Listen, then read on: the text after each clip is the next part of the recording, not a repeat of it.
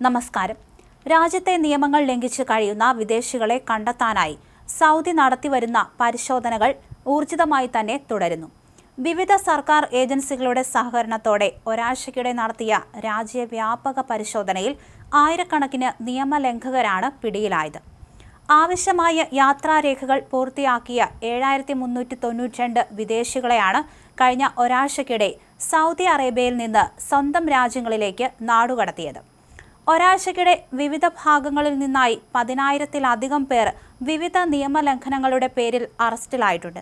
ഇതിൽ ഇഖാമ നിയമലംഘകർ, അതിർത്തി സുരക്ഷാ ചട്ടങ്ങൾ ലംഘിച്ചവർ, തൊഴിൽ നിയമം ലംഘിച്ചവർ എന്നിവർ ഉൾപ്പെടുന്നുണ്ട്. രാജ്യത്തേക്ക് അനധികൃതമായി കടക്കാൻ ശ്രമിച്ച നൂറുകണക്കിന് ആളുകളെ അതിർത്തി സേന പിടികൂടി. ഇവരിൽ ഭൂരിഭാഗവും യമൻ, എത്യോപ്യ തുടങ്ങിയ രാജ്യങ്ങളിൽ നിന്നുള്ളവരാണ്. നിയമലംഘകർക്ക് താമസ സൗകര്യമോ ഗതാഗത സൗകര്യമോ ജോലി നൽകുകയോ ചെയ്യുന്നവർക്കെതിരെ കർശന നടപടി സ്വീകരിക്കുമെന്ന് ആഭ്യന്തര മന്ത്രാലയം മുന്നറിയിപ്പ് നൽകി.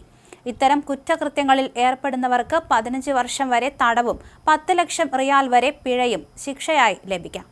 നിലവിൽ അറസ്റ്റിലായ ബാക്കിയുള്ള നിയമലംഘകർക്കെതിരെ നാടുകടത്തൽ നടപടികൾ പുരോഗമിക്കുകയാണ്.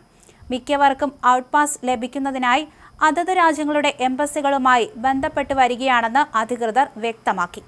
നിയമവിരുദ്ധമായി രാജ്യത്ത് തുടരുന്നവർക്ക് ഇനിയും ഇളവുകൾ ഉണ്ടാകില്ലെന്നും സുരക്ഷാ പരിശോധനകൾ വരും ദിവസങ്ങളിലും തുടരുമെന്നും സൗദി ആഭ്യന്തര മന്ത്രാലയം അറിയിക്കുകയും ചെയ്തു.